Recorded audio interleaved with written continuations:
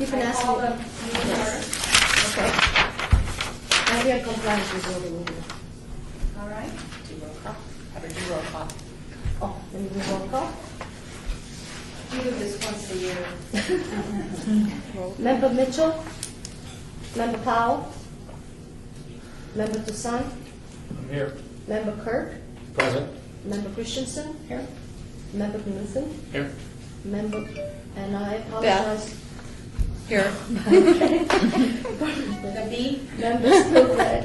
Here. Member Holmes? Present. Member Kilconen? Here. Member Schultz? Present. And Member Norrero? here. And we have a forum.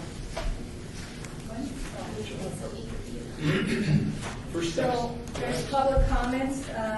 During this portion, the agenda must be limited to matters on the agenda for action. If you wish to be heard, give your name for this, for the record. The amount of discussion as well as the amount of time any single speaker is allowed may be limited. Any public comment?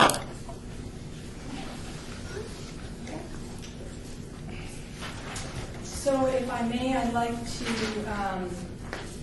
the next part is the discussion for possible action on the election of chair and vice chair. So, who would like to be chair, vice chair? Okay. I nominate Sharice Holmes So as it's chair. Denise Gilbert, Nominating Sharice Holmes. for chair. Okay. Anyone else? How about for vice chair? I'll do vice chair. Or I'll nominate myself. Can I nominate That's myself? fine. It's fine. If somebody else wants to do it, it's fine. Oh, I didn't notice that somebody else. Oh. So, Ward 1 is not here yet. Yes, we do. Oh, and the Ward 2 and Ward 2, Sally, that's, okay. So if you can't, do you want her to nominate herself, or do you want Sally to nominate her? How would be the proper? Brian, why don't you just nominate Member Beth? I'd like to nominate Member Beth for vice chair. All right. I'll, Maria, if I may? what? If I may? Yes. Okay. Terry Ponticello, Assistant City Attorney. Make sure when you speak that you identify yourself for the record so that Angela, our city clerk, will be able to take notes efficiently. So on item number 4, we have the annual election of director and vice chair, chair and vice chair. That person, their roles would be to run the meeting for the chair, and in the absence of the chair, the vice chair will run it. And when you come down, when these are presented to the city council on which date? Are these awards will be Their presented? recommendations are going to be made on July 20th. And And that person who's the chair and the vice chair will be required to appear before the city council meeting to make the recommendations to the city council. So just to make sure if anyone's considering those 2 positions that they understand what their roles and responsibilities are. So with that in mind, the slate has been presented as member Sharice Holmes as chair and Beth, Beth Borsovich as vice chair. So, we can take a vote. All in favor of the slate of the 2 members as chair and vice chair? All in favor? Aye. Any opposed? Okay. And so, Chair, who's your gavel? How would it know there's a gavel? so Madam Chair, I'd like to be allowed to continue and explain the process of probably for about another 10 minutes so, and talk about the handouts and what's going to happen. At this moment, what I'd like to do, and we've already gotten a list of the individuals who will be presenting. We have 27 applications, 2 of which, one did not meet the qualifications because they had already done the project and then this is in May, and they wanted to submit for that, the applications, and anyway, so it didn't, so I told them that they could apply next year, or whenever they have a regular program. And so that was one, and then the second one was an applicant that decided not to Maria? participate in the process. Yes. These are not on the agenda, What? the items that we're discussing right now. Okay. I don't want to be nitpicky, but we got to stick to the agenda. Well, I'm gonna go through this, and that's, it's in this document, so how do you want Is it to- item number 5 on the agenda? Number 5 is bylaws and responsibilities pertaining to the project. Okay, so let's go through did you get your bylaws? You have gotten bylaws through I'm sorry, I'm a little disheveled here, and I'm not following so let's go back. What happened with the bylaws is that you have some bylaws that I sent to you for review, and although we're not going to make any decision today, I'd like to give you, I had to give you enough time, 20 days. That's the requirement, so we sent you the information 2 weeks ago, and then by the Monday that you come back on the last meeting, you'll be able to make a decision on the bylaws. But right now, the bylaws are here, and I'd like to present the bylaws that are the revised ones, and then there's the ones that have been revised. Okay, this is the final version, and this is with the red copy. And so what I wanted to tell you, and this has been all emailed to you. I emailed you the ones that have been revised and the ones that, the final, the ones with the markup and the ones that are final. So I'd like you to, I'll send this off to you. There's nothing to discuss other than there's some minor things. Did any of you review this? Did you get a chance to review them? I know Larry Schultz sent, he sent a comment in on that, so we'll be able to discuss it on the day that we make a decision, but there's some other recommendations that we're having. So, I will send you the revised, that way. Again, you've all received this, so it's nothing new.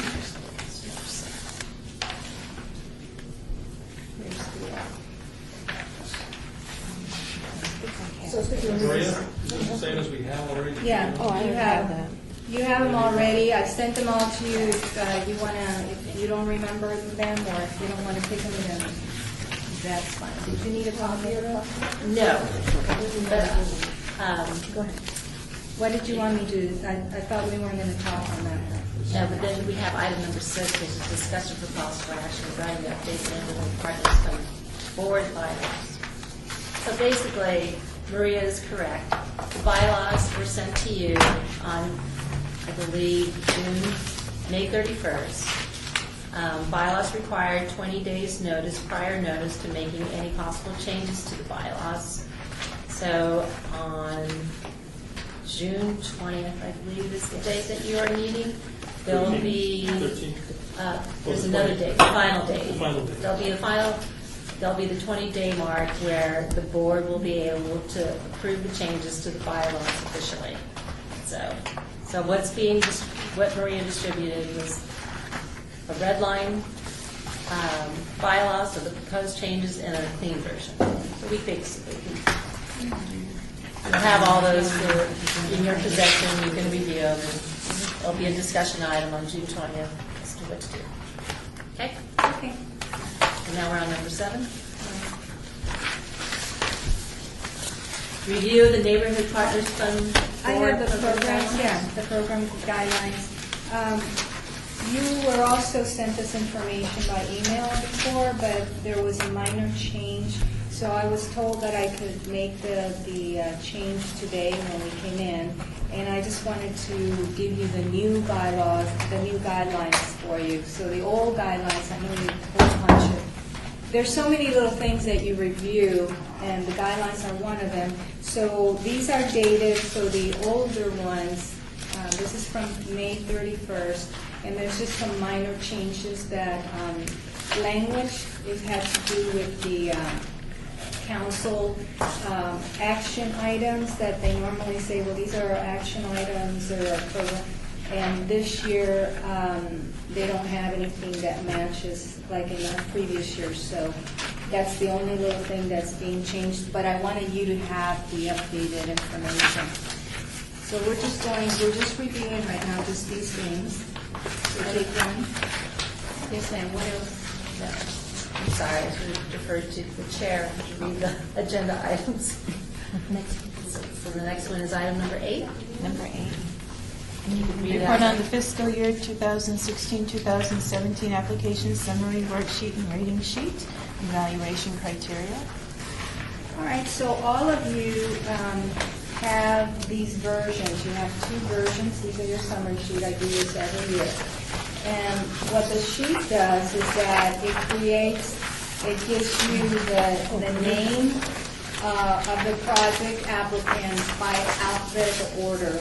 And then I do one by ward, just so that you can always see at a glance how many applications you've gotten for your particular ward.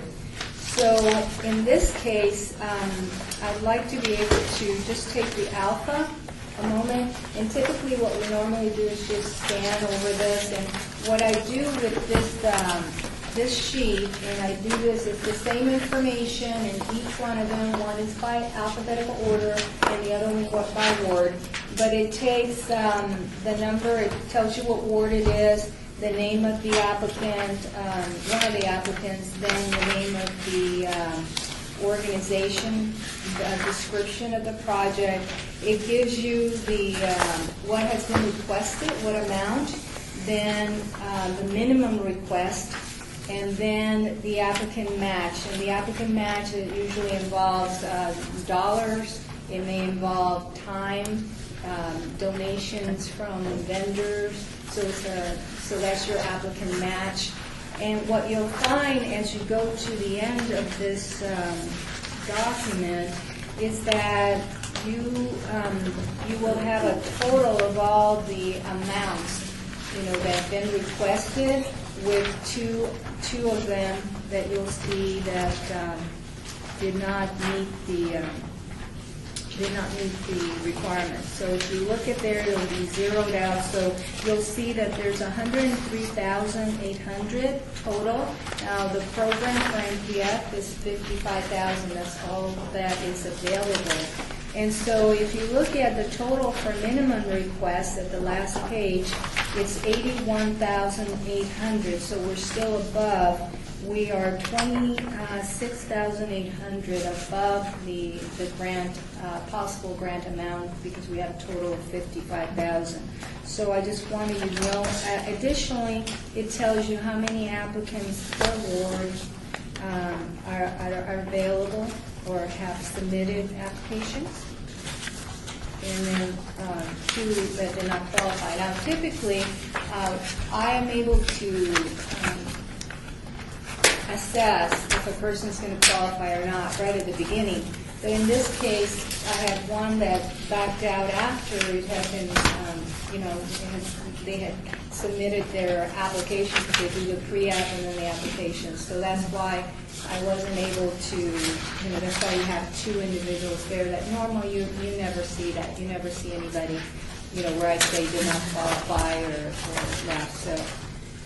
All right, so in this case, did you all get a chance to go through at least to get a sense for the applicants? Okay. Because we have them scheduled today, and so we have like 15 of them. But let's see. So we got the summary worksheet. So you have, like I said, 2 and by the outline board, so it should be a lot more exciting than it's been in other times. And so, Madam Chair, any questions on that? Yes, sir. How does you have a 1 or a 3 and a 5 ward?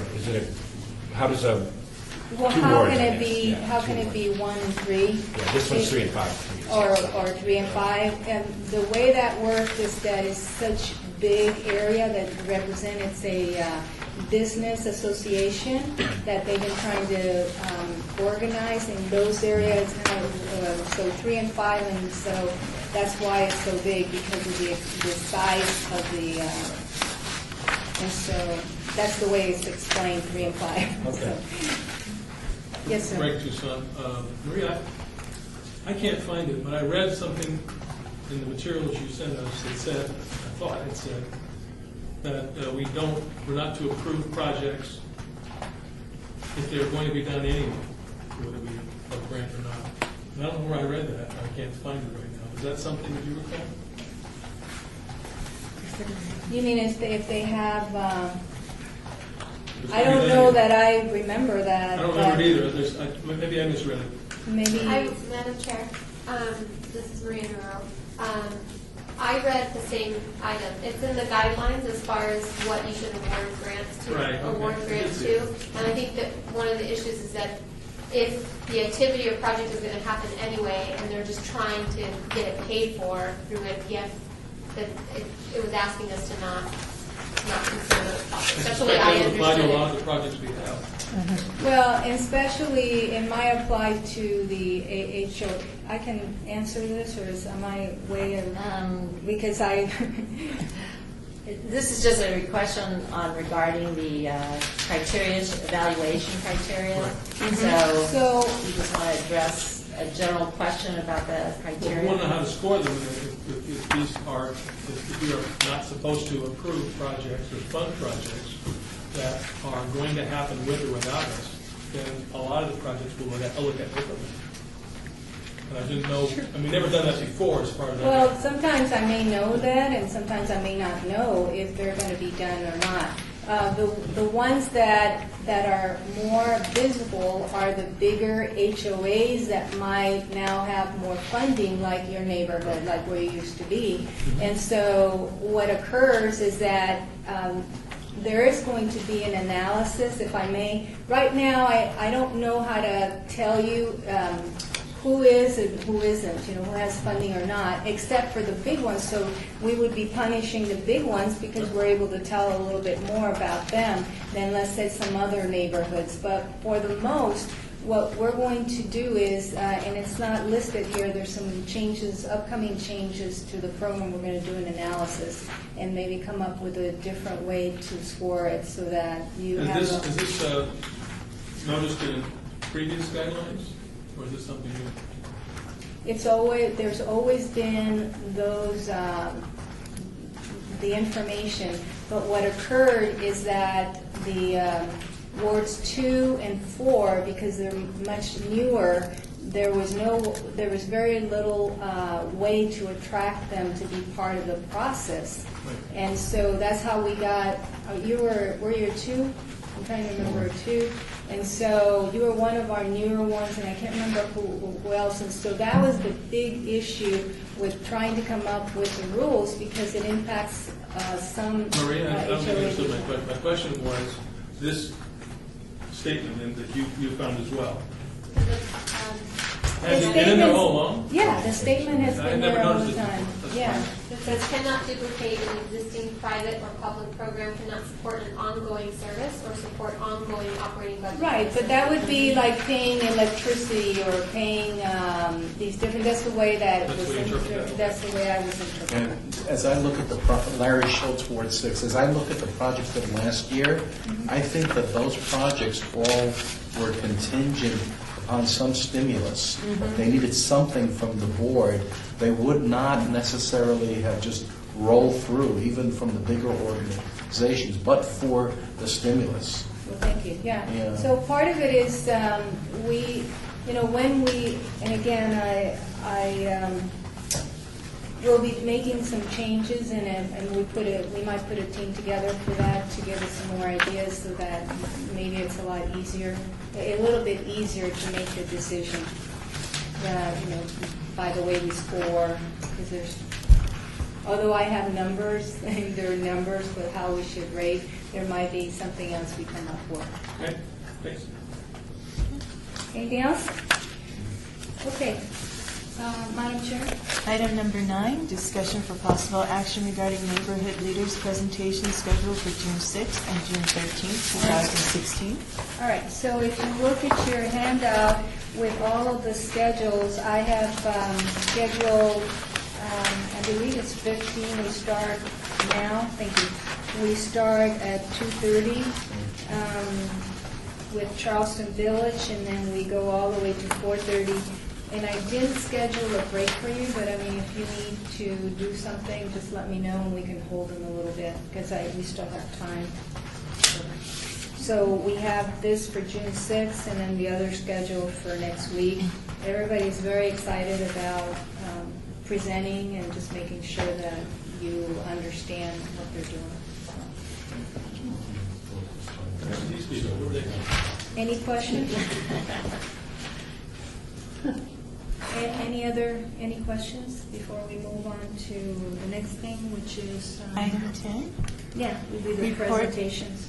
report on Neighborhood Partners Fund Board grant program applications submitted by the Charleston Village HOA, Crossroads 2 HOA, Four Winds HOA, Crosswinds Run, Cultural Corridor Coalition, Rulon Earl Mobile Home, Crestwood Neighborhood Association, 5 Points Business Association, El Camino Community Association, Canyon Mist Estates, Glen Heather Estates, Huntington Neighborhood Association, and La Mancha Summerlin Property.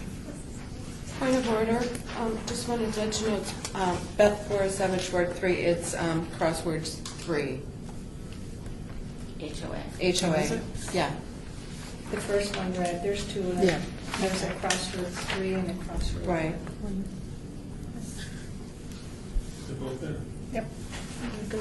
Okie dokie, then I will get the first one. Did you need to do anything before we started? We have a few minutes. We're okay? All right, let me go get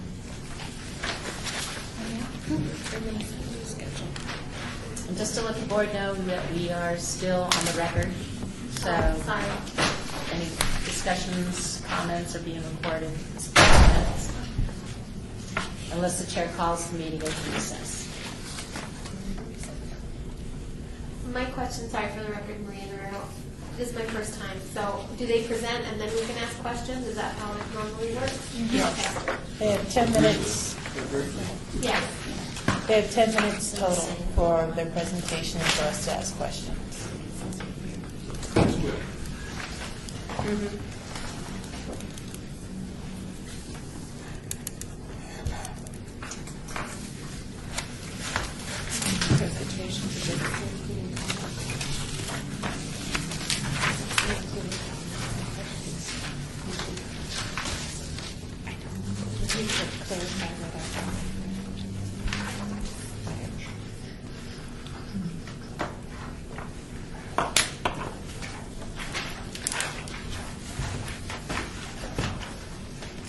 They're almost done with this meeting, the first 10 and 11 are done.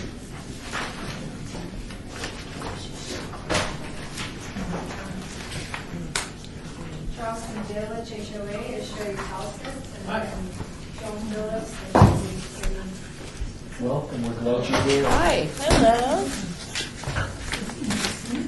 Welcome, and thank you for applying. You will have 10 minutes. You will have 10 minutes to give a presentation, and we will have questions and answers. So feel free to begin.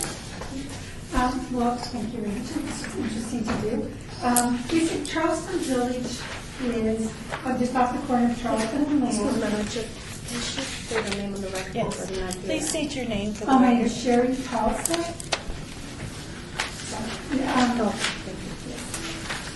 So we're off the corner of Charleston and Lamb. This is a very busy area. Our subdivision has 106 units in it, covering about 3.5 acres. So it is kind of spread out, a little bit different. It's a very nice neighborhood, it's been about a year now. And we do have our HOA board, which is, we're working on, very active, very good.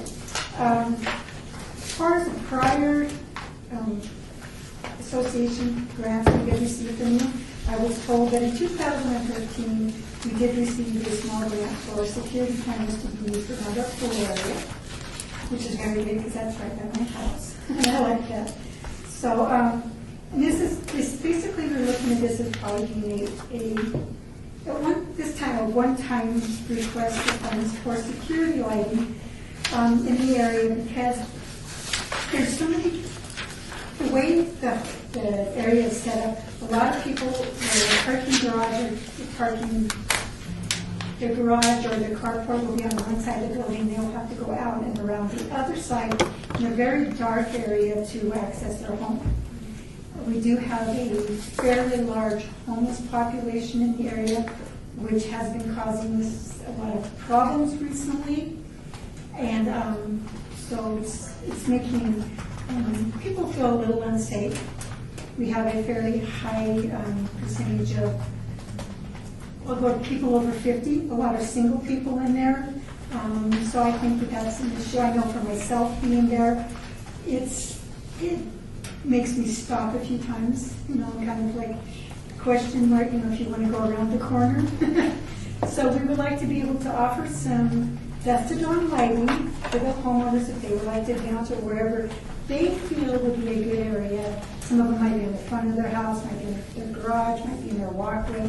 Let them choose where they would like to have the lighting position because they know where their problem area is. So if we were looking at if we could get the grant, we would request it for $3,500 in our matching grant. I think we believe we could get 47? I think it was 40. We could offer 47 lights be installed. We would purchase the light and pay to have them installed. So out of the 160 units, we could offer 47 of them. So in which case, if we did get a really good response and needed more, we would be looking at a multiple phase project here. But I think in the beginning, it would be really good to have. We have some security issues. We want to keep a really nice neighborhood, very safe. And the lighting is very key and basically an expensive way to do it. So we do have our volunteers will be aboard, and we have some residents that we're going to call upon. A lot of them are past board members, but are still very active in wanting to see what's best for the community. So we do have some good support there. We are intending to offer, if this is all approved, we would send out communication to all of the homeowners, and this was available, so it'd be the first 47 people who come through, we could offer this to, and then have them all installed here as quickly as we could. It would be I looked at it a year, and I see definite places where it would be very beneficial. We do have let's see if I can, in between the houses,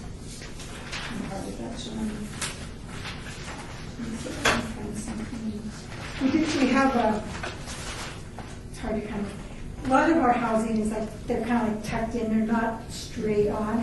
So a lot of houses, like one person's garage area and their house is there, they have to walk in between them back in a very dark area. We would really like to be able to offer those homeowners. And then there's other ones that have, like my unit in particular, my garage door faces out to the streets and there's no real street light right there. I would like to have something that when I pull into my place, a light would turn on.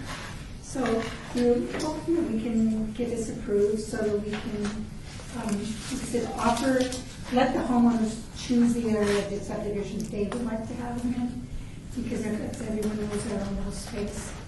So hopefully we can convince you. We have a really good plan here. We have looked at it. We could get good support for it. People are very interested in it. The board is very ready to go forward with this. And do you have any questions? Okay, I'd like to open the floor for discussion. The lights, can you explain where they're going to be placed?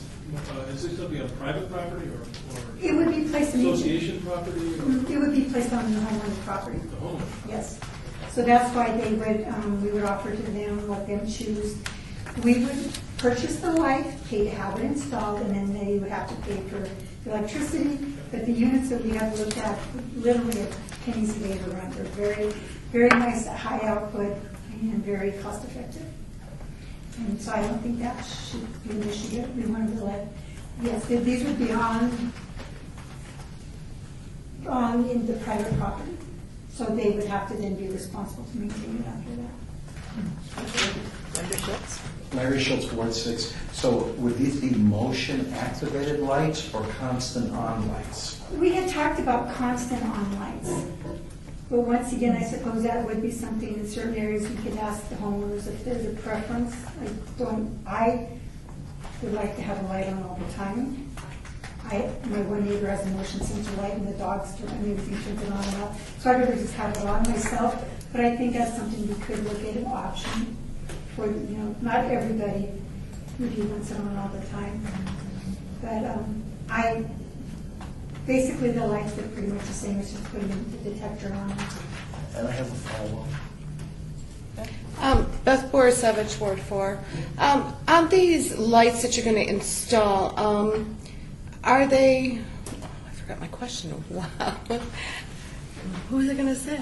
Oh my gosh. Never mind, it'll come back. We still love you.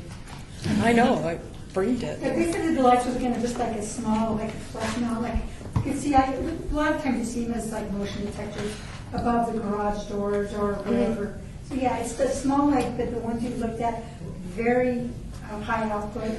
Okay, my question was, has the HOA kind of identified darker areas throughout the association and maybe identified those homeowners that they could ask first to have those lights put on instead of having homeowners come there and maybe, first come, first serve type of thing? I'm just wondering. There are definitely areas that as a board that we would prefer to see them.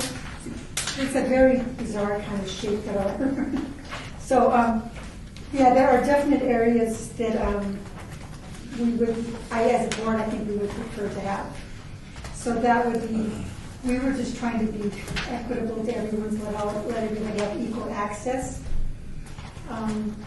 But then again, I guess we could kind of decide if they're, we talked enough with the homeowners. I think that the areas that really are going to need it are going to be the first in line to be asking for this. Okay. They've already been, they've already mentioned it to us. So I don't think that's a problem with actually getting them. It's a different layout. A lot of little corners. A lot of, like I said, there's a lot of. I use myself. There's a lot of those women over 50 that live there by themselves. That when you get out of your garage and you have to go out and around and through and past bushes, and I would like it lighted. Those are just, you can't get every little bit of with street lights. You just can't do it. So this will give us a chance to put little lights in areas that will provide great safety for everybody. Sharice Holmes, you are asking for $3,500 and your minimum request would be $2,500. If we are not able to fund even your entire minimum amount, would you still be able to continue with the project? Yes, we would take whatever we can get, and after we take that and just do what we can with it for this time and see how it goes. And if we get a really good response and stuff, then we know that we need to continue on with this. I don't see any problem with having, if we got the full amount we wanted to make our matching, putting in 47 lights. I don't see that being any problem in getting people to use it. Okay, thank you. Thanks, Kurt, Ward 3. I noticed you had said 43 and then 47. That's right, 47. Yeah, I just wanted clarification because I've seen the application as 34. So I'm just curious if there are more coming out of this, you guys found a way to do more, or just to take it action? I think it was, I'm not exactly, this is total. We had it right in the We application. did it exactly. I'm just curious if you were able to raise more money or something and provide more. I would like to think that we could, and as a board, I think once we get going on this, and we see that we can fulfill some of the needs, but we can't the rest, I'm guessing there will be a good board discussion as to possibility of, of what we can do, what we can do to do more. that he did. This would certainly be a wonderful start to the meeting. It's just, I particularly had a run with some homeless people in there that wasn't interesting confrontation. One I do not wish to repeat. So, I'm pretty capable of taking care of myself. There's a lot of older people in there, and I think that we need to provide a more safe environment for them. So, it's a good way. So I appreciate it. Member Toussaint, just a follow-up question on if we don't, we're unable to give you the amount you need. Do you have additional funds available, or you should reduce the number of elections? For the time being, we would probably just have to reduce the number of lights. But however, then as a board member, I would pursue getting the board to maybe step up and re-budget maybe a few more if we can do it. I think that we're going to get a really good, well, I feel very confident we'll get a very good response, and whatever we can afford to provide will be gone very quickly to be requested. And then we'll have to look at the possibilities of additional help on this. So. Okay. If there are no more questions, I would like to thank you for coming, and we will carefully review your application, and we will get back to you. Thank you. Thank you very much. Thank you. This is very interesting. Can you stay or do you go outside? Maybe you want to stay? Yeah. You get to sleep now. No.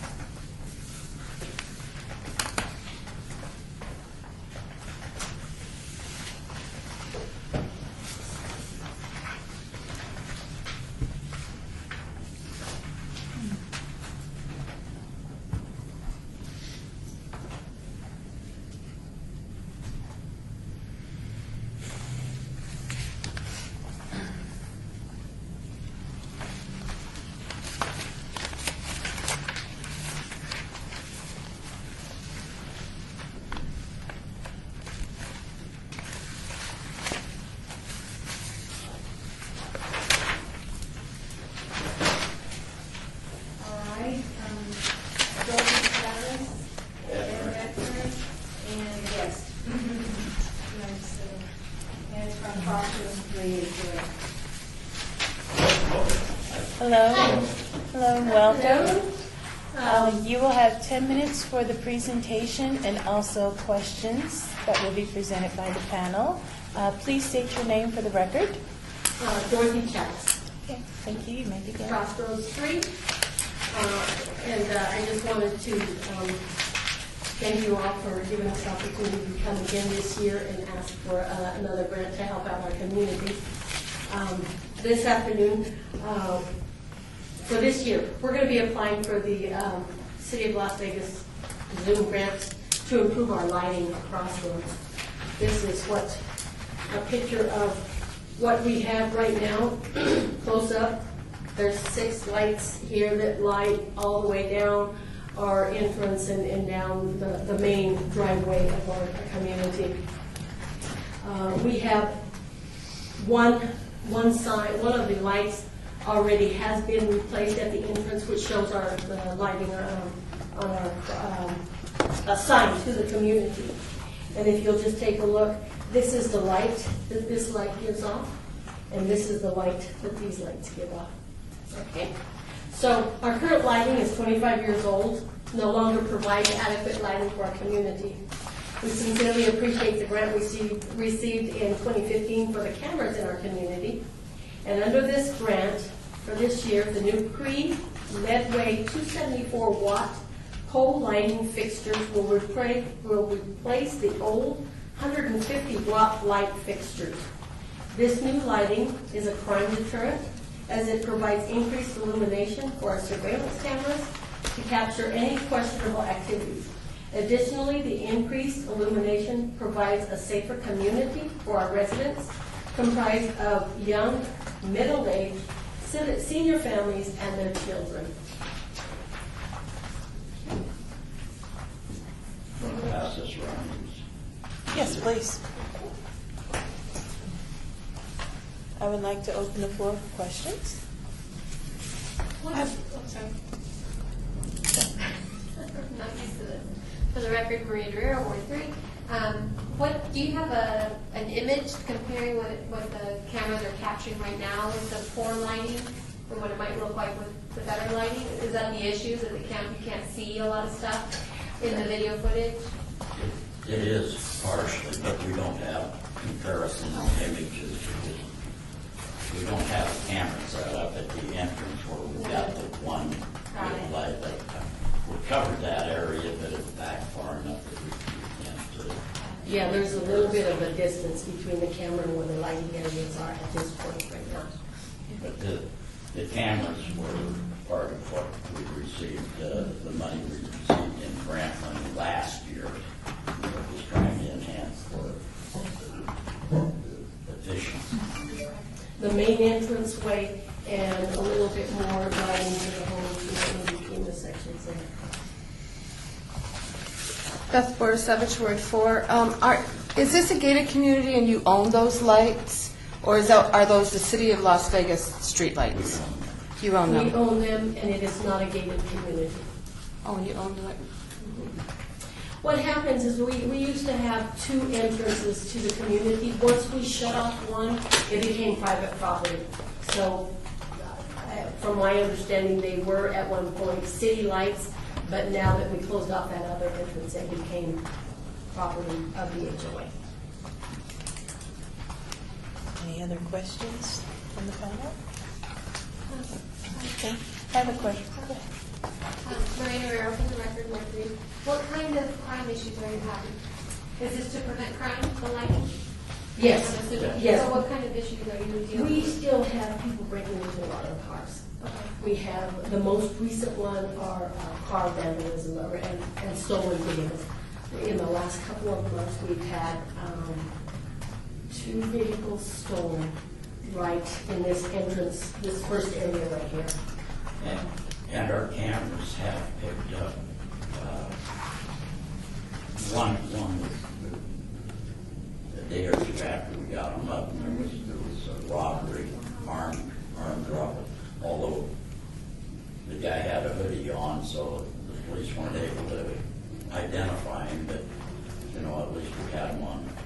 We could see that things were working properly, and that it was going to be a benefit to us. Thanks to you people. And to you. Sharice Holmes, Ward 2. You are asking for $4,500, and the minimum request was $3,000. The panel would like to know if you could still continue with your project even if we weren't able to fund the minimum. We probably would. It's kind of necessary. It's a safety issue. We do have another proposal that we could possibly look at, I guess, if we had to lower it down to something more. It would just be less wattage. I think we have 174 watts with that, with the proposal that we're requesting right now. And the other one would limit us down to 134 watts. Any more questions from the panel? Larry Schultz, Ward 6. So your request is solely for the installation of the lights? Correct. And the operating expense for the electricity, that's part of your normal budget? Yes. Okay. And do you see a change in the electrical demand with the new lights versus the old lights? They tell us it'll be a little cheaper, but they couldn't tell us how much. Thank you. Any other questions? Lance Kirk, Ward 3. You mentioned another bid possibly. Did you look at other bids? Did you said that it would be another available? Or- Yeah, he or- just or- said that we could go to smaller lighting. Same company, just Yes. different light Mhm. fixture. Because I've heard that for grants, we had more people applying this year, so if there's a possibility that you have to do step down. And my question is kind of based around getting multiple bids to see if these are reasonably priced, I guess. Mhm. Just- Did you guys get more than one bid? Were you able to do that? No. Okay. We, our community is very close to Crossroads One community, which put in this lighting this past year, and it's great lighting. The company is a great company. They did a great job over there, and we like the work, we like the company, and we decided that we wanted to continue, or we wanted to go with them because we could see what they had done in the community, just like ours, basically. And there was a 2-year warranty with what he offered us on the And these are all U.S. made products. Very good. Well, if there are no other questions, I would like to thank you for submitting an application, and we will review it very carefully, and we will get back to you. Thank you so much. I really do appreciate what you all do in offering these grants to improve our community. Thank you. Thanks. Thank you.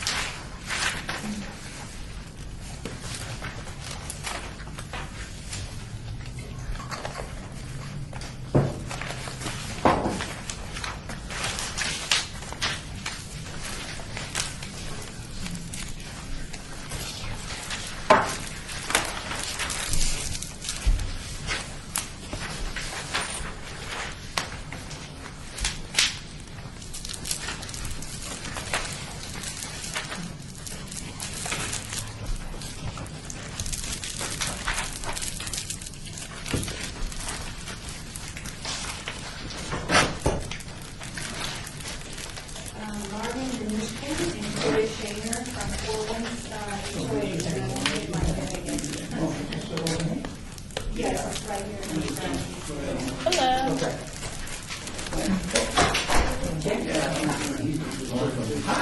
Hi, I'd like to thank you for coming, and please state your name for the record. Yeah, Marvin Minishkin, and I'm Vice President of Four Winds Homeowners Association.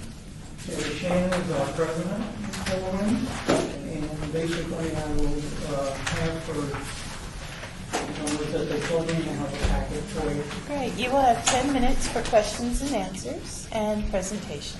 Okay? Okay. Thank you very much. You may begin. Okay. Our Board of Directors, we've been here a number of years, and some of the faces look familiar, others are new, so good afternoon. On behalf of our 169 homeowners, we're taking this opportunity to thank Maria Castillo Couch for providing positive assistance in our attempt to secure funds for our park multi-use casita storage project. Our park is currently used for social gatherings, movies in the park, barbecues, ice cream socials, and fundraising for needy organizations. Our park provides a play area for recreational athletic activities. The park also provides for leashed animal walking. The casita will also be used for storage of HOA property. We are residents in Ward 6 and work with Mayor Pro Tem Steve Ross, Christine Kramer, and having Centennial Hills community second to none in the Las Vegas Valley. The City of Las Vegas continued efforts to help communities maintain their curb appeal and amenities speaks volumes that our city and their staff truly care about our future well-being. In previous years, we have, with your Neighborhood Partners Fund grant, completed projects that allowed us to increase sources of electric power, security lighting, in our entrance and park. We've completed a Ramada project and entryway monument signage, and enabled us to achieve a water conservation program. All projects have been a positive addition to our community's pride in our neighborhood goals.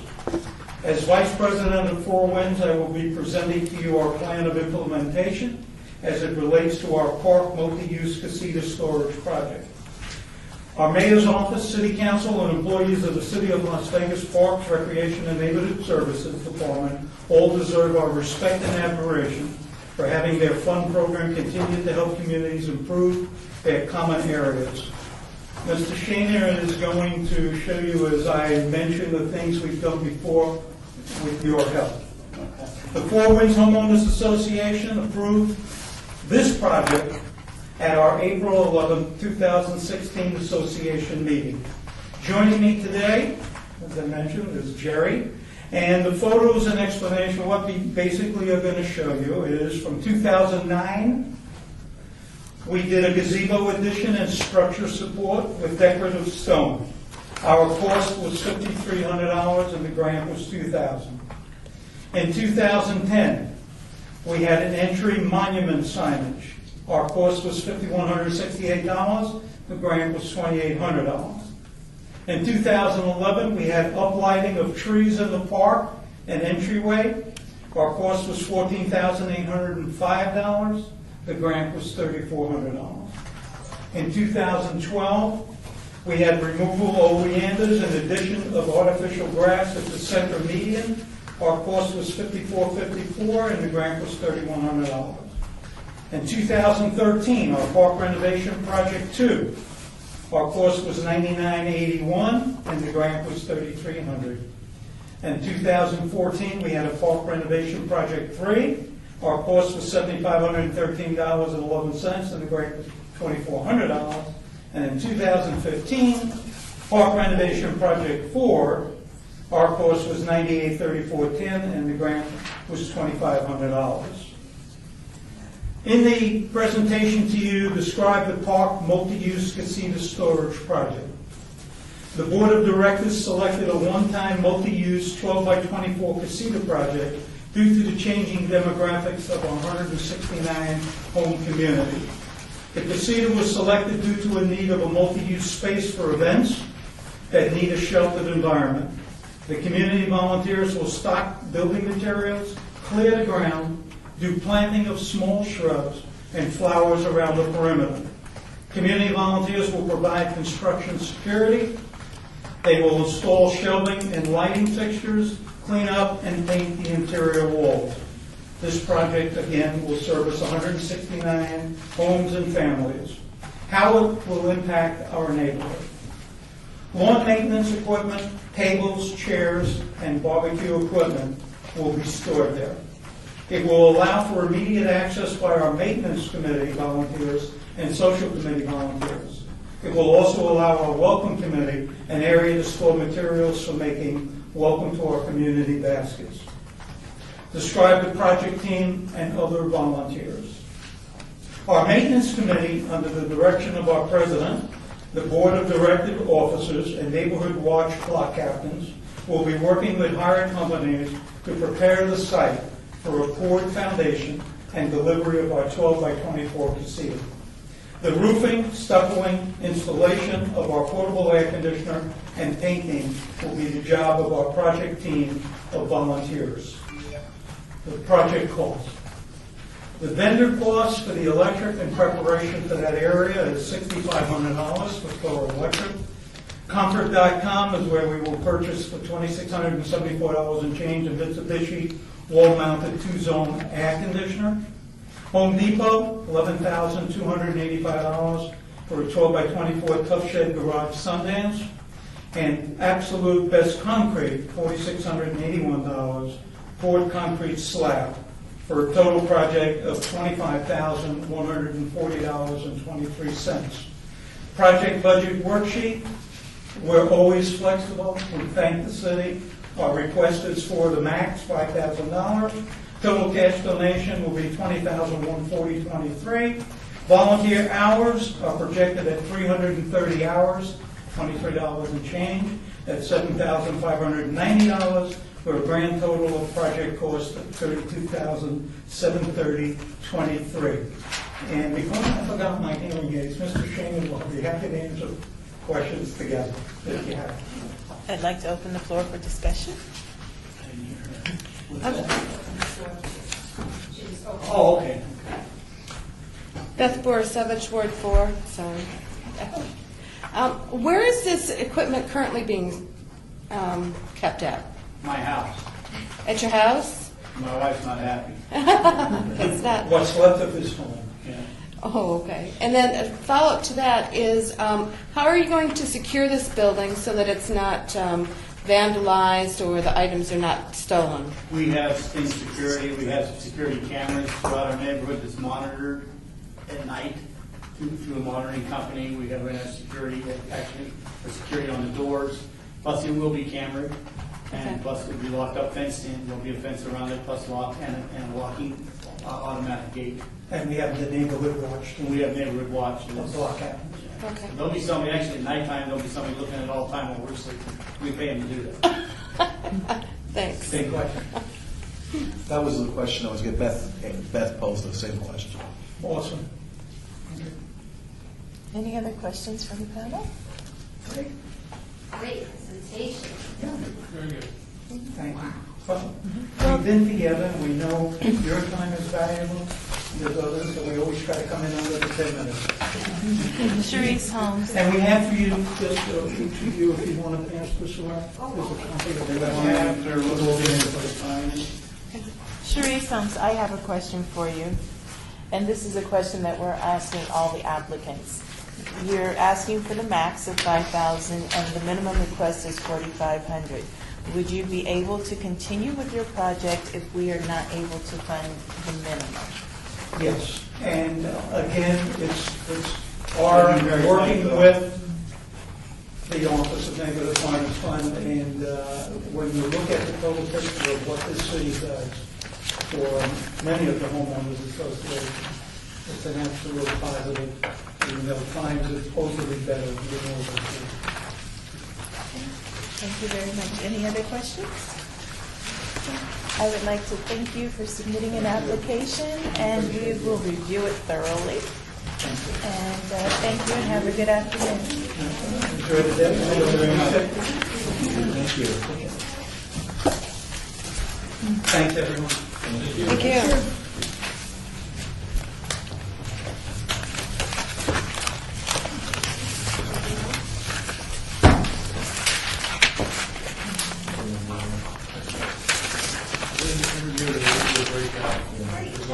I remember him from last year.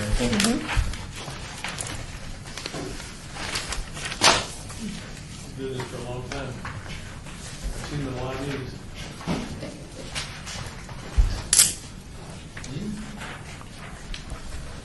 My fifth year. You're good. Yeah. Like fifth or sixth, I'm not sure. Are you with me?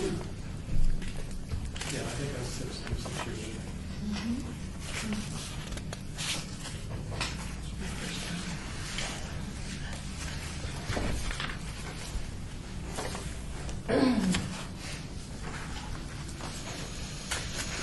You get cookies. What was that? What happened? It was too hot to bring the chocolates. All right, Joanna, Yes. you guys get to stay here. No, I just put my purse. Oh, okay.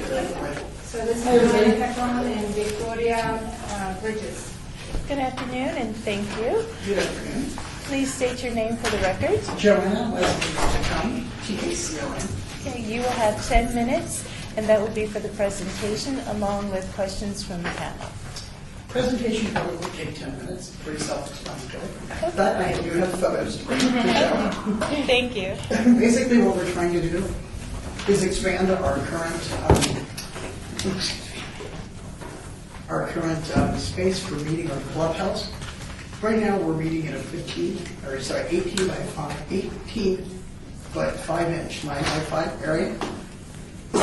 Sorry, guys. In order to expand it, what we're going to do is take out our spa area, which is not been in use for years. Then in turn, we would have a 20 by 20 space in addition to this area to make it more accommodating for our community to come in for HOA meetings, for functions held by the HOA, as far as meet and greets and that sort of thing.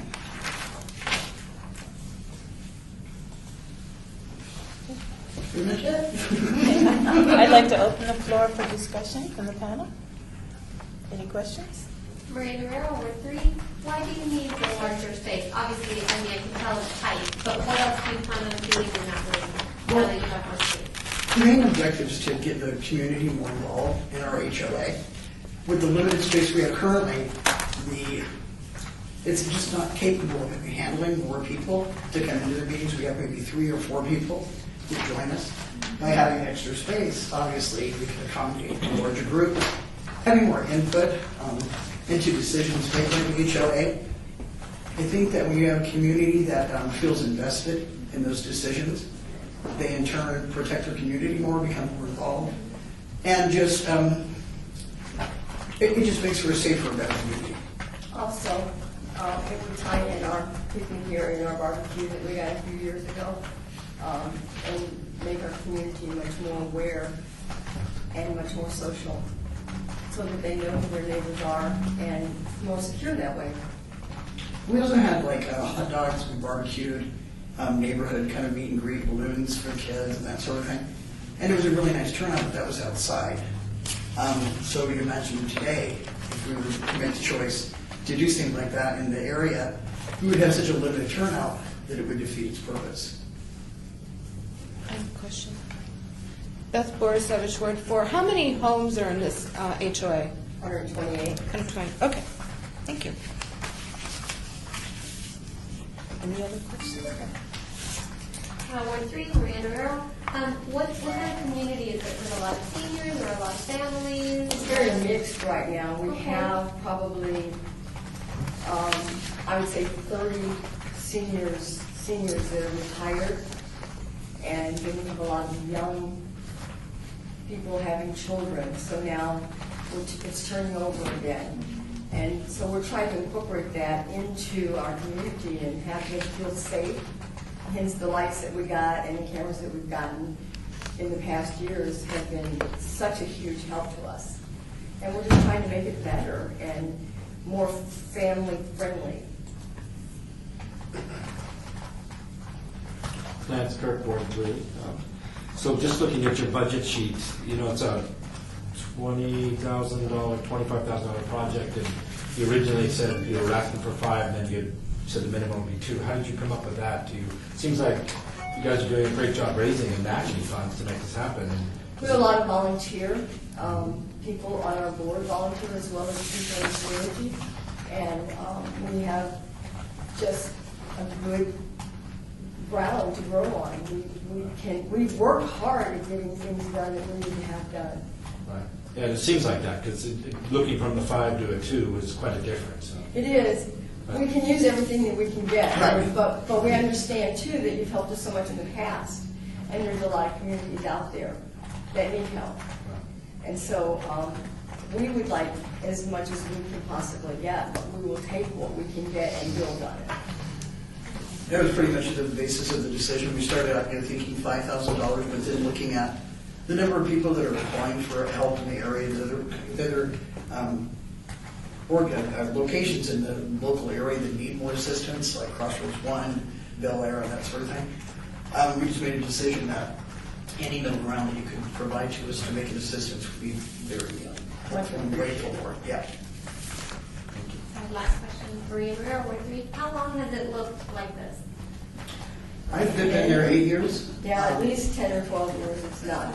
It's a non-use space. It's just a big void, and to restore it into a usable condition for the general public, we're talking a lot more than what we're attempting to create out of the $20,000. We would have to restore the entire thing. The plumbing would all have to be redone. It would be an enormous task.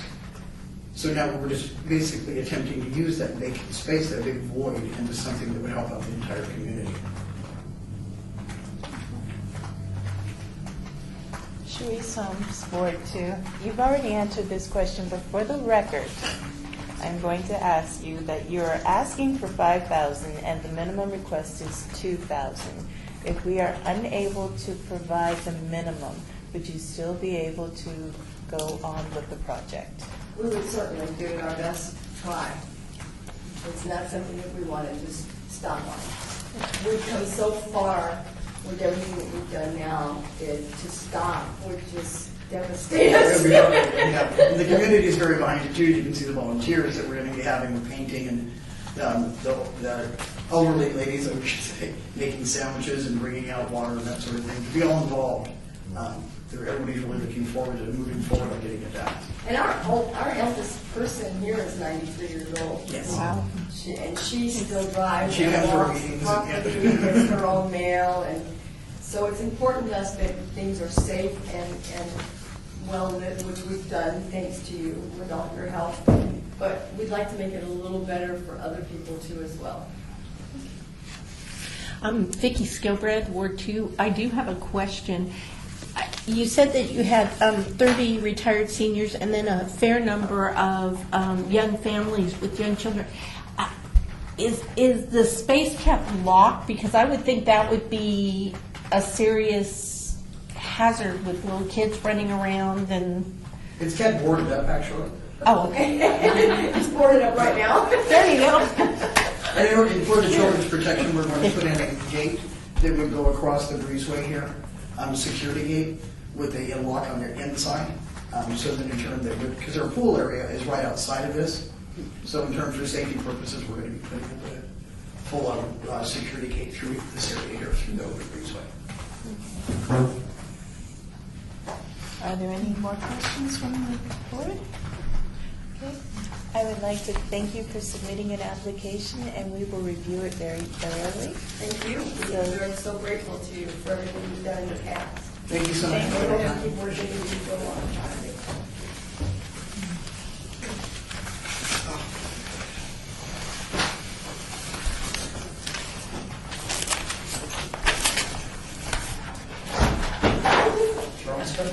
Well, you know, I just had it surgery on my shoulder. And picking things up is a little tough sometimes. Yeah. Yeah. Thanks. Just so we can help them more. Thank you so much. Have a blessed day. Thank you. Thank you.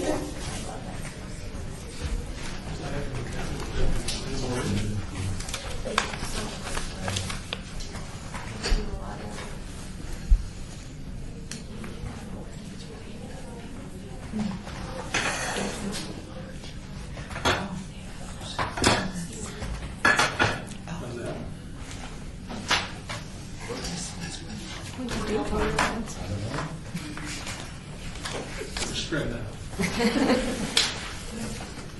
This is Pam Thomas, Cultural Corridor Coalition. Hi, everyone. Hello, Pam. You will have 10 minutes for your presentation along with the questions that we will ask. And for the record, could you please state your name? My name is Pam Thomas, and I'm with the Cultural Quarter. And I am here to represent the other groups also, sorry. The Neon Museum, the Cashman Center, Old Las Vegas Mormon Fort, Las Vegas Library, Anderson Dairy, Very Creative, Bunker Mortuary. And these are all located between Stewart Avenue on Las Vegas Boulevard mostly, and then down to Cerro Avenue. So that encompasses the whole cultural quarter. And we meet monthly to discuss neighborhood issues, events, and ways to market ourselves. And thousands of local and out-of-town visitors actually do pass through our neighborhood on a monthly basis. And they assume that our neighborhood is kind of run down based on the first block of light seen, as you first come into the neighborhood. There at Bonanza and Las Vegas Boulevard. So in order to improve the neighborhood's perception, we have completed many neighborhood projects funded with the help of the NPF grant funds over the years, including neighborhood banners, which I'm sorry I didn't get a chance to make a copy of a picture of those. but also some rack cards, which I'm going to go ahead and pass around. You guys can go ahead and have those. And then also some brochures and the mural that we actually completed last year.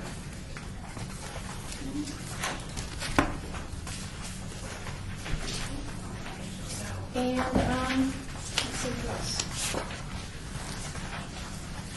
And then our other regular thing that we like to try and use funds for is to promote our cultural quarters at the Summer to Remember event, which is actually what we're applying for this year. So we are seeking an amount of approximately $4,000 to support the marketing of the Summer to Remember. This is an annual event that celebrates free or affordable, quality, and family holiday traditions from around the world.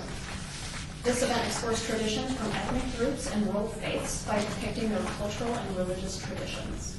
Visitors to the cultural quarter discover the meaning of familiar objects, common practices of countries, cultures, and faiths from those in the Las Vegas community and from around the world. We feel by sharing our similarities and differences that the cultural quarter helps bring our community closer together.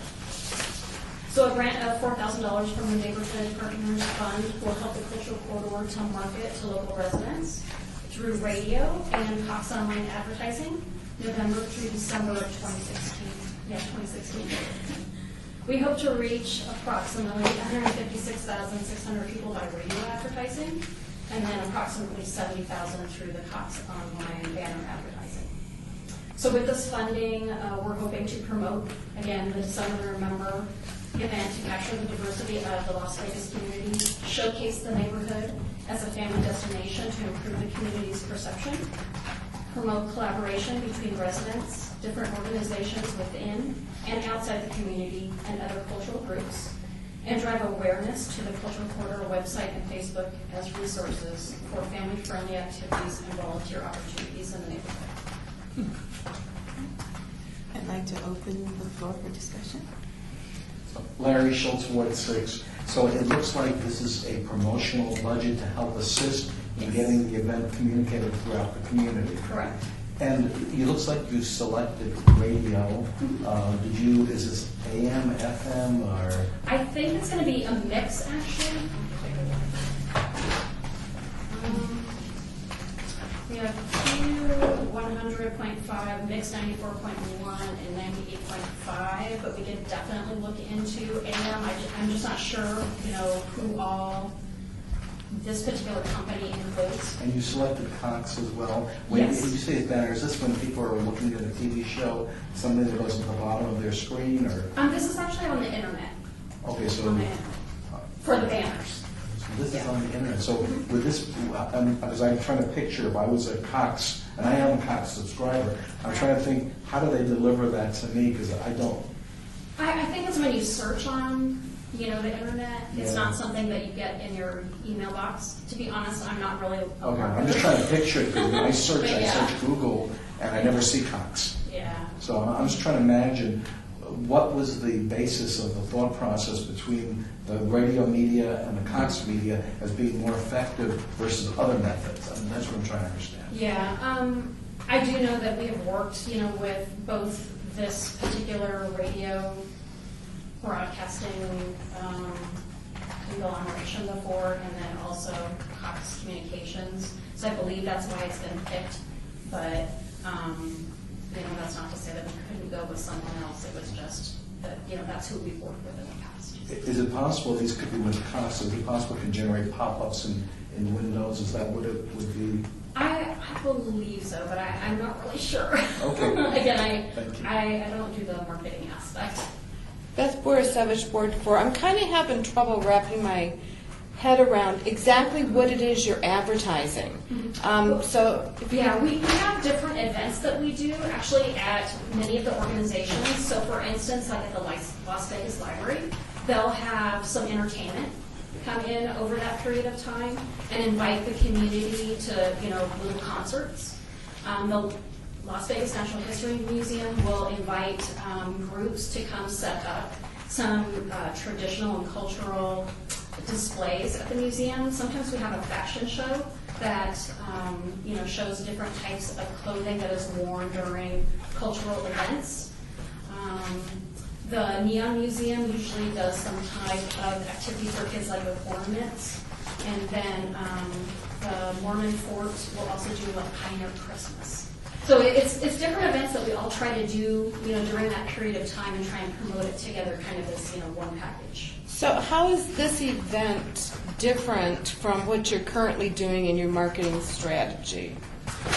I would say that this kind of brings it together for the whole neighborhood. That's really, what we're trying to stress is, we want everyone to come down during this period of time to, see what all is offered during December. Mostly December. Greg Toussaint at large. My question is, last year we received a grant, and that grant, what was that grant intended for? The mural, yeah. But you said in your application that you didn't do the murals. No, actually, what I meant was, I'm sorry if you misunderstood. We did do the mural. We were going to try and get funding again for another mural, and the 2 locations that we tried to do that with this year fell through. And that was all like in the last week right before this was due. So I had to totally change everything and rewrite it for our December to November event. So you did some of the murals? Or? So we did this mural last year for the Ukulele Lounge. So it's 3 sides to the building. That's the money went for. Okay, thank you. Any more questions from the floor? Okay, Sharice Holmes, I have a question, and we're asking all applicants the same question. You're asking for $4,000, and your minimum request would be $3,000. If we were unable to fund you the minimum, would you still be able to go forth with your project? We would definitely be able to do some of our programming, yes. Any other questions from the board? Okay. Well, I would like to thank you for coming out this afternoon and submitting an application, and we will review it very thoroughly. Thank you. So, And I'm sorry about the much. confusion about, the murals, not happening. Like I said, it was this year that I tried to go to 2 different locations. And the first one I thought was going to go through, and then at the last minute it fell through. So I went to, another location to try and make some of the abandoned buildings, look nicer in the neighborhood. And that fell through. So that's how we ended up here. Thank you very much. Thank you so much. For a woman there, I didn't see anything as far as going out there, depending on our other applicants, but we have a couple right now, so maybe we'll bring them. You're still okay?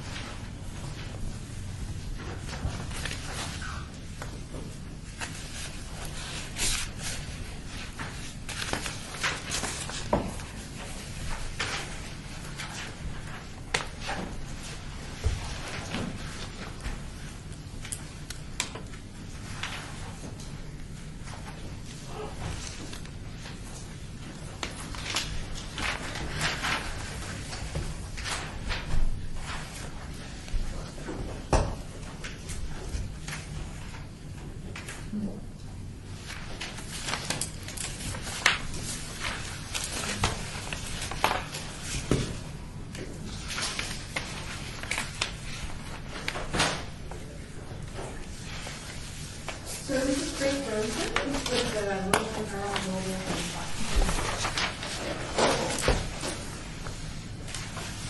the presentation is up there, so okay.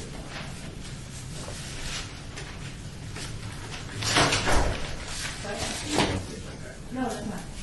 Good afternoon, and thank you for coming out this afternoon. Thank you for having me. For the record, could you please state your name?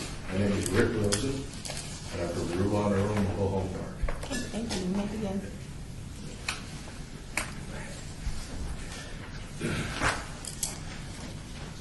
neighborhood association is a mix of homeowners, some of whom have lived on our own more than 30 years, and some of whom are newcomers who seemingly come in overnight. There's a great mix there, and they somewhat lost the feeling of community. These types of grants go a long way towards people meeting their neighbors that they normally don't. We're a group of seniors that range in age from somewhere around my age, 62. My next door neighbor is 101. So we look after each other. There is a good sense of community. That's how we came up with the idea for the portable air conditioners for our residents. Some of them are very sedate in their own homes. And rather than cooling off an entire mobile home, much like they sit in front of a space heater in the wintertime and stay there and watch TV, or they're on the computer or whatever it is, in the summer we have that availability with these portable coolers to give them that same area where they're comfortable there and they're not cooling off their entire house. So it has several benefits to them, not the least of which is their health. Well, there are more than one that I know of that does not turn her. She turns her air conditioner at 90 degrees simply because of the cost. This will be much more cost effective than that, certainly for her health. The other part of the health part is the aromatherapy and those types of things in the community. Well, it's dry and it's amplified as they get older.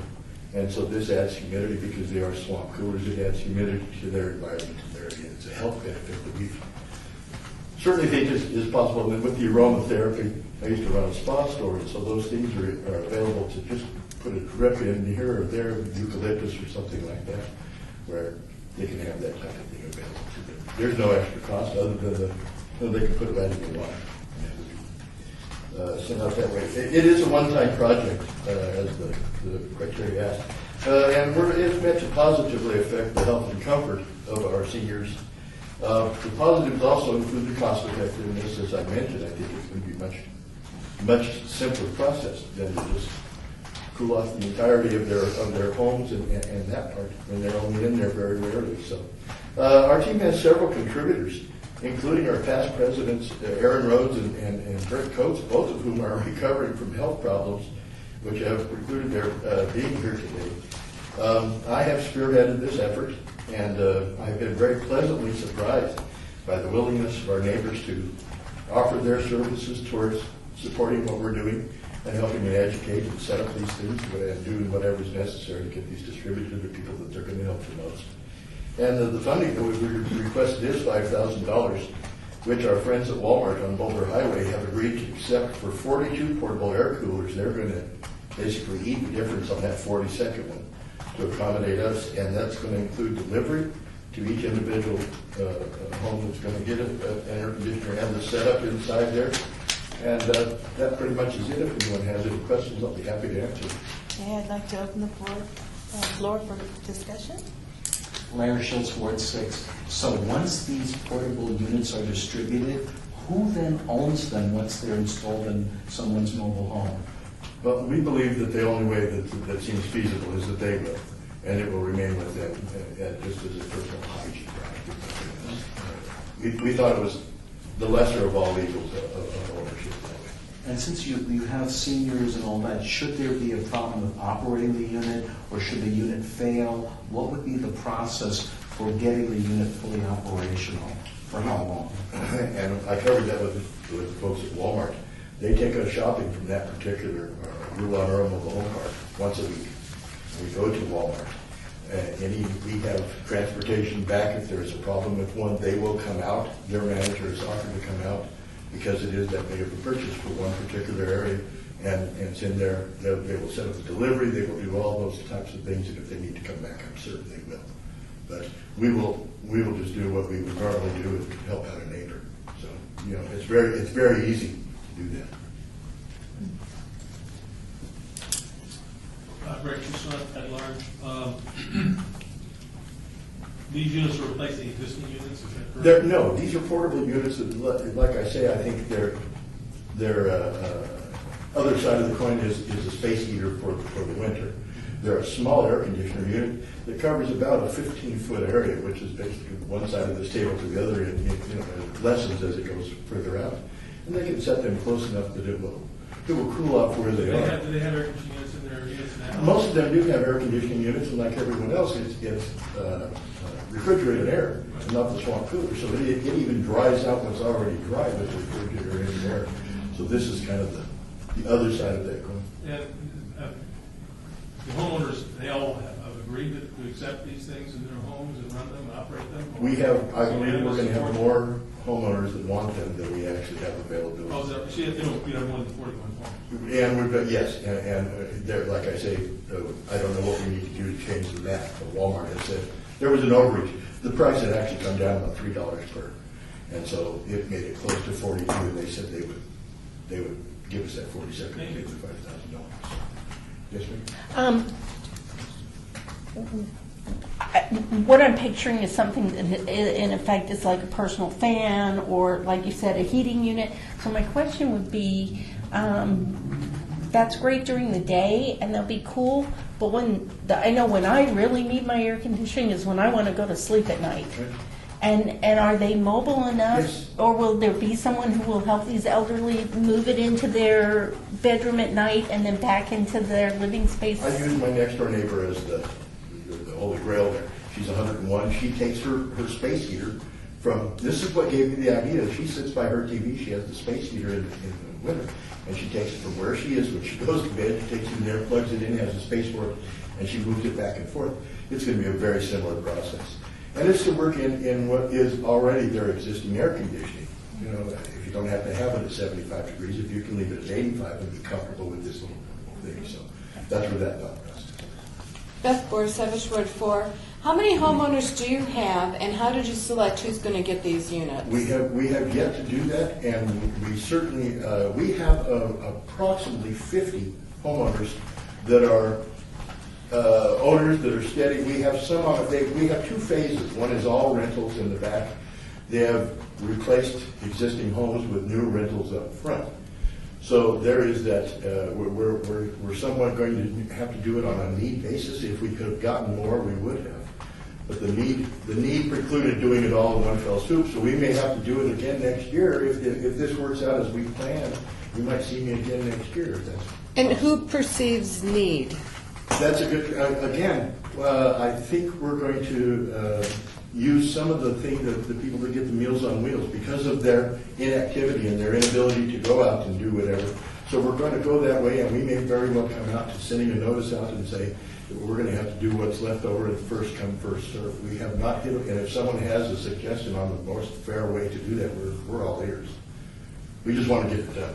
But I think we've identified those that are most at risk, and those that we know that have a problem economically.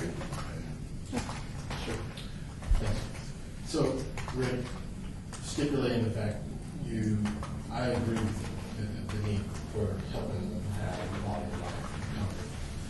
How do you understand when you say lead? Is there a board of decision makers? That's the two gentlemen that are not here today. One is the past president, one is the current president. That's Aaron Rose. And I believe that I've done this part of it, and I don't want to interject my part into their authority. I think there is a board that is in place that has voting capacity that will decide ultimately who gets one. Whether I end up with one or not is decidable. We have 42, we have 40 people that need them. And the last question is, oftentimes with any construction project, building and safety is generally the core, most important piece. On the safety of this product, been tested. Has a good reputation. Yes, sir. It's not Underwriters Laboratory. Honeywell is the brand maker. I inquired. I actually read the reviews on the product. There were no negatives, and there were people marginal. Some were happy that 3 stars, and some were 5 stars, but there was nothing negative on them. So. Sally with report. Sally Christensen. I was wondering, cost prohibitive. They're probably unlimited incomes, I'm assuming, because they're kind of everybody is income qualifies to live there, and it's low income. We qualify for it. I believe everybody has to qualify for food stamps that lives there. So I'm just wondering the cost involved with operating it 24/7, all day long, whether they're sleeping or awake, if that's going to go, hurt their income No, I think it's going to do the exact opposite in that they don't have to cool off the entirety of their house to the temperature that they like it where they are. This is going to work at a higher temperature there, which saves them the money, and it will be much more effective to just cool off a small area rather than a large area. So it's going to work. They'll be able to turn their thermostat up and be just as comfortable with the swamp cooler in addition to what they have. That's actually what some of the things that they mentioned that I read. That it's good to work in conjunction unless you're in a very small place. You know, I would think like a shack at the driver's thing, you know, something like that would be where you see them out in the open. Other than that, they're going to be used with something else. Well, I just wanted to comment that this is a housing authority mobile home park. And so my understanding is that the mobile homes are owned by some of the seniors. Yes. And then the land is housing authority. So, and it's been an applicant that has received, this group has applied and received funding for different things before as well. We have wind. So I just wanted you to know where they were in terms of. And also security doors, and most of them are in use still. He'd ask me for ownership. Those seem to stay with them. I bought my mobile home after the fact, and the screens are still there. There's no security door, so. Sharice Homes Ward 2. Are these air conditioning units coming with a warranty? Yes, ma'am. Okay. They have the warranty, and like I said, Walmart has offered to kind of go above and beyond to make sure that we're accommodated. Okay, this is a question that we ask all applicants. You are asking for $5,000 and the minimum is $4,500. We would like to know if we are unable to fund the minimum, would you still be able to go forward with your project? Yes, it would just affect the numbers of those that we can accommodate. It would be that simple. Okay. Any other questions from the board? Okay. I would like to thank you for coming out today and submitting an application, and we will review it very thoroughly. And have a good afternoon. I appreciate your time. I'd also like to thank Dr. Couch. You did very helpful. Thanks for what you did for your community. Thank you.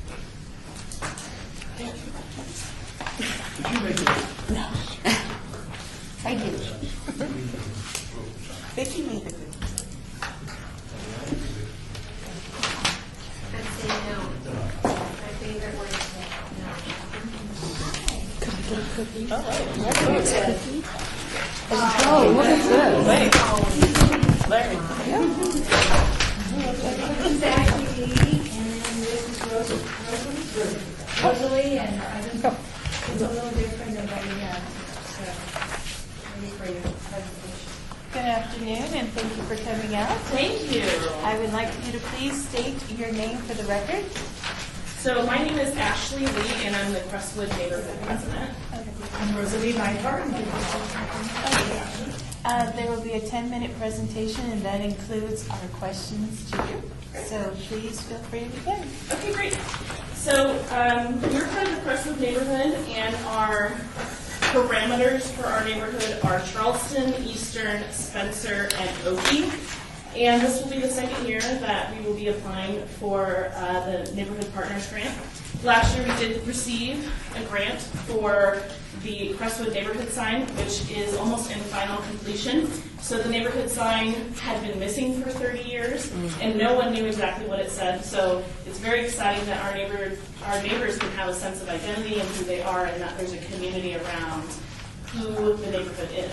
So this year, we're going to apply for the National Night Out / Block Party for October. And what this is an opportunity for neighbors to now identify who they are, but now get to know each other. So with this neighborhood project, we're hoping to gain a sense of community, closeness, and also a sense of safety and security. Rosalie will talk about some of the crime statistics that we have in our current neighborhood. And we're just really excited because we have a really great group of people that are up to a lot of really amazing things and a lot of energy. So we want to enhance that momentum and really bring that energy into a project. So the really great thing is that in our neighborhood meetings, which are quarterly, we have about 30 participants that show up at each quarterly meeting. So that's pretty amazing, and one of the highest attendance neighborhoods in the downtown historic neighborhoods. So off to you as far as crime statistics and stuff. Well, as we all know, crime has been rising. I think it's up to 86% more than last year in this January to March period. I have some recent articles printed. The state senator urges neighborhood watch involvement after the crime spike. With the block party, we're really hoping to reach a lot more of our community. We have 500 houses. There's 108 people active on our neighborhood Facebook group. So we'd like to get more people, at least one member from every household on the Facebook group, so that we can, reach each other quickly when anything happens, and just to build some community. So we really hope to do that at the block party, and we're going to have a lot of different vendors to attract a lot of different residents. We're hoping to get a shaved ice cart, 2 characters. A princess and a hero, of course, for the kids. Face painting and a live band. And also, I want to add to the crime statistic too. So on my specific block, there's been 3 homicides in the last year and a half. So there's a huge demand to have a sense of community in our particular neighborhood. So this particular grant is really important to me. It's for personal safety and security, and then also for our residents as well.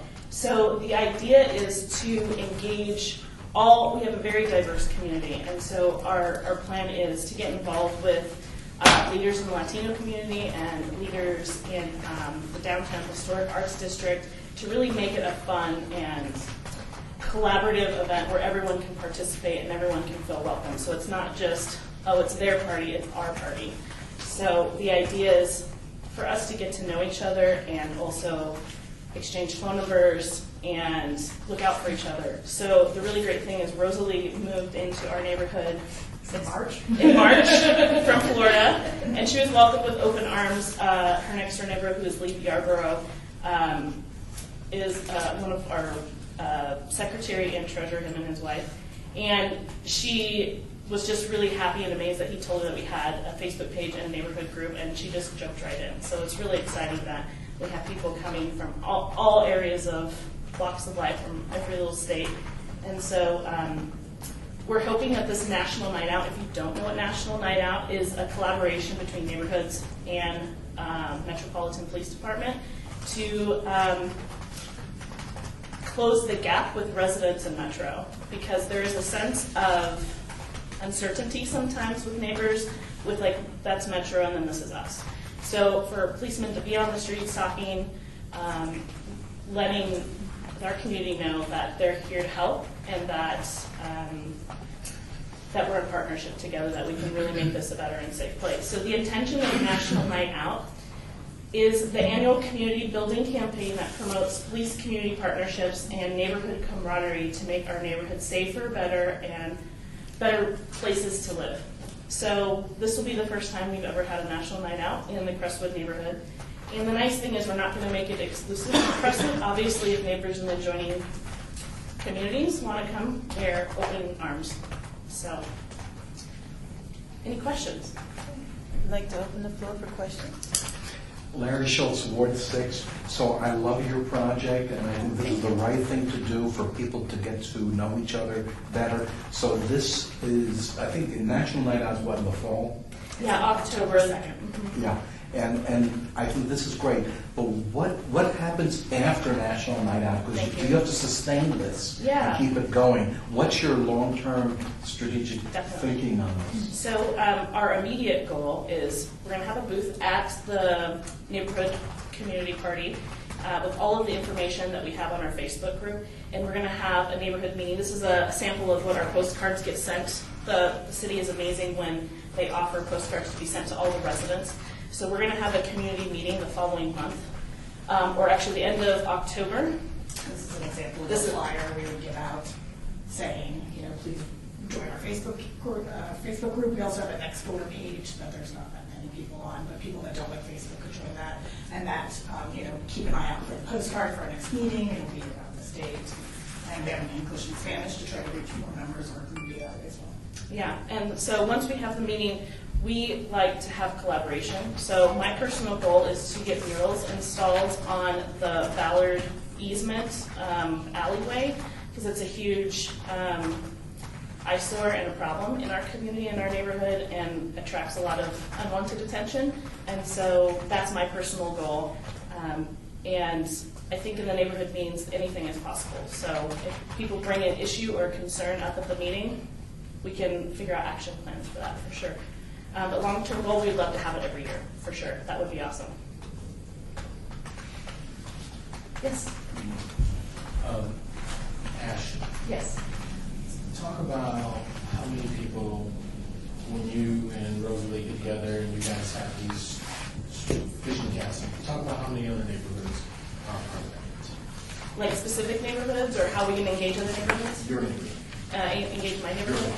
Okay, got it. So part of the grant process is also to have a banner to go over the street on Crestwood. So it's going to actually advertise the event. We're going to advertise it on the Facebook page. We're also going to do some media releases as well to the community and television and newsprint. And then we're also going to post it on our Nextdoor page.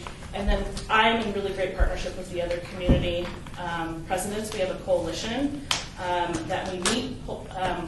It's quarterly, that's loose. So we are in full support with each other, and so we post it through that avenue in media as well. Since it's so far out, we have a good chunk of time that we can start promoting that out. And we don't want to make it, we don't want to put it in the newspaper because we don't want everyone to come, from Summerlin and Henderson. So it's going to be more community driven in this specific area. Talk about how do you do that? I think Rosa maybe talked about it, but how do you just keep it in a short area, in the walking distance area? That's right, the green block area that we're trying to get blocked off. So you have it, it's one of them. There's like two main thoroughfares. It's one of them, Crestwood. So, and then my neighbor Lee, who Ash already mentioned, is volunteered to sign to go over, and we have some other people in the neighborhood that volunteered other things. Yeah, so we're going to get the street blocked off, 3 full street blocks on that thoroughfare. And then obviously if people come, we're welcome with open arms. We're not going to check like, hey, what address do you live at? But Crestwood is mostly residents that live on that neighborhood only go down Crestwood. Burnham, which is our other thoroughfare, that's more of people going from one side to the other a lot of time. So that's why we chose Crestwood over Burnham. So mostly residents that live there use that thoroughfare. I'm Ray Toussaint at large. I don't have a question, but I have a comment. Okay, great. And I met my wife in high school, and she lived on Burnham. Awesome. I'm sorry, she lived on Waker. And I lived on East St. Louis, so I have fond memories of that beautiful community. And what you're doing, I have some experience doing a community event, an annual community event actually. And it is really amazing how it brings people together and introduces people to one another. So I really applaud what you're doing. Thank you, appreciate that. And you guys are already working closely with Metro, right, on this event? Yeah, so Denise is our safety liaison, and so I've already messaged her and we're in communications with getting that blocked off, getting Metro present, and so that's already in progress. Lance Kirk, Ward 3. I agree, I'd like to just echo what Greg was saying, just commending you for the community outreach, because I think that's an important part of this funding. And then I like the idea of what you're talking about getting the other neighborhoods, because you do have Huntridge and Marycrest and Dundas Park, they're close and they don't do a lot of theirs. So they used to have this at Baker Park, and then it's kind of gone away, so now we don't have it in that area. So hopefully you do invite, which I suspect you will. Yeah, but definitely. getting the other neighborhoods together, now you have the potential of reaching 2,000 to 3,000 people, rather than just Crestwood. Right, and there's 1,200 residents that live in Crestwood, so I mean, we're anticipating anywhere from 200 to 300 people, but yeah, you're right, if it goes beyond like Beverly Green and Hillside Heights and things like that, yeah. I mean, we want as many people as possible, I mean, blow it up, for sure. That'd be a good problem to have, for sure. Cherise Hans, Ward 2. You're asking for 3,300. Correct. And the minimum request is 3,200. Correct. If the board is unable to fund even the minimum amount of 3,200, would you still be able to go forth with the project? Of course. I mean, even if we didn't have any money, I mean, we would make it work to, we just have to work a lot harder, but definitely want partnership with the city, just because we are so proud, and I know the city is proud of us. And I also didn't share, our neighborhood had an entry in the El Dorado Parade, and we won first place for most creative. Wow. It was so exciting. Thank you. And it was a Hoover Dam float. It was really amazing, and it was really fun, and we had 4 neighborhoods in collaboration with that. It was really fun. But yeah, I mean, we can make whatever work. We have such a huge community of people. Obviously, we want to, this is our passion, our love, but it's not our full-time job. So we want, some partnership with the city so they can have some buy-in and ownership as well. So, if we can't fund the minimum amount, we'll make it work. But, it is what it is, and we'll stand for it. I mean, we're passionate. We're going to do it no matter what. So. Thank you. Any other questions from the board? Okay. I would like to thank you for coming and submitting an application, and we will review it very thoroughly. And thank you. And Thank you very much. Have a great day. Thank you. And this is fun, so you take it home to your kids if you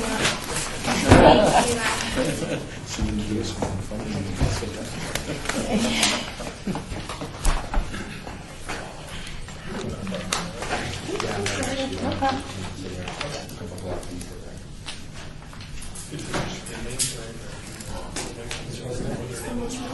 There has been some cuts, so in the mess up because it takes that fast.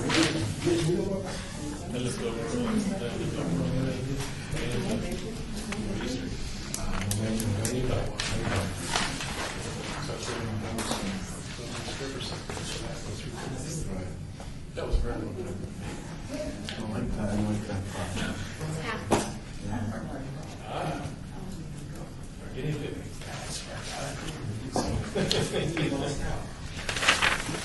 You're safe. They want you to do it. I know, right? We already pulled it.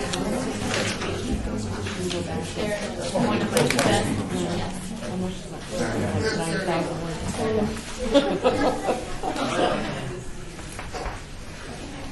This is a big group. I'm just going to introduce Adam Fulani, and he's with 5 Points Business Association. Adam, where are you? You may join in here or just turn around.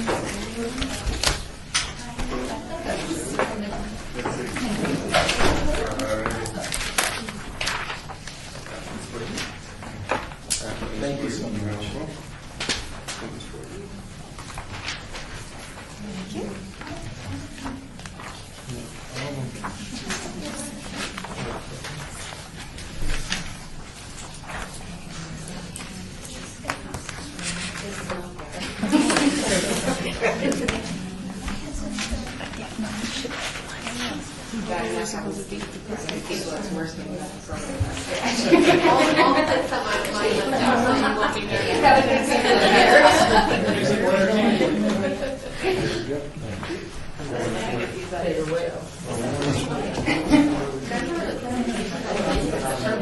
Yeah.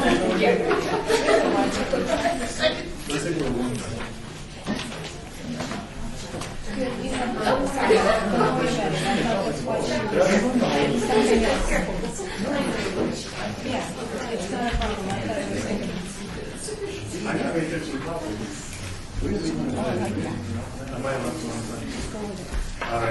Hello. I guess I'll just start by introducing For myself. the record, could you please state your name? Right. And you will have 10 minutes, and that includes your presentation and us asking questions. Perfect. All right. Well, we are the 5 Points Business Association. My name is Adam Kulad. My name is Rody Youssef. Paul Macaluso. Sharon Peterson. And Jody Hoover. All right. I'm going to go ahead and first tell you about our group. So the 5 Points Business Association was put together by the city. It was basically our goal is to give small businesses, investors, and people who are involved in the downtown area a voice. We're not the Downtown Alliance, and our goal is basically to do what are our immediate goals, what's bothering us now. In our first meeting, we sat down and said, you know what are problems that we all face today in the downtown area? And every meeting after that has now been, how can we mitigate those problems? Our meetings consist of everyone from small businesses, investors, City of Las Vegas, Metro Police, health district, code enforcement, fire department, and these are people that we saw, you know, we need them to be involved in order for us to actually have results, in order to be able to do something. Now going forward, to do our project, it's a two-part project. The first part is a mural, and the second part is a barbecue social in the downtown area. I'm going to go ahead and pass it off to Paul, who will explain the mural portion. Sure. So the purpose of our project will be to revitalize one of the focal points of the 5 Point business area downtown, which is going to be the Hollingwood Elementary School. As you'll see in the pictures that are included in your guys' packets, the school has been plagued with some graffiti over the years, so there's a lot of mismatched paint. Our purpose is going to be to put a mural, as Adam stated. We want to give the school the excitement and life that it deserves down there, because right now, as you all know, when you have things that don't match or that shows deferred maintenance, it doesn't really bring that life, especially to an elementary school. So we're going to want to bring that life and excitement back to the students and have them take some pride in where they're going to school. The project is part of our coalition. We feel that this will allow us to show the community that we would like to invest our time, our money, and our effort to bring it up to speed. So,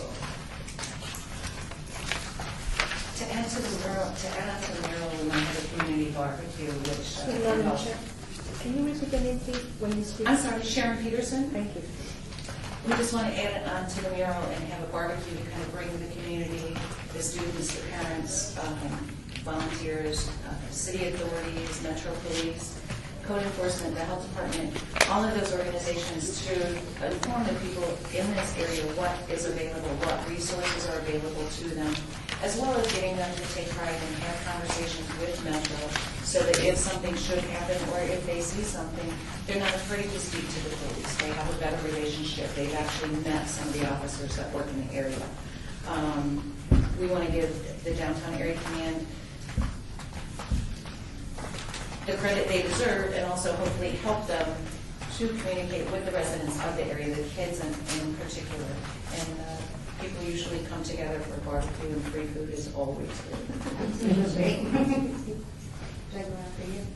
Okay, we're really excited to say we have over 20 volunteers. Not only our 5 Point Association members, our friends at Siegel Suites, some of them have faculty and staff at Ellensworth Elementary are going to be helping, as well as some of our fine officers from the downtown command.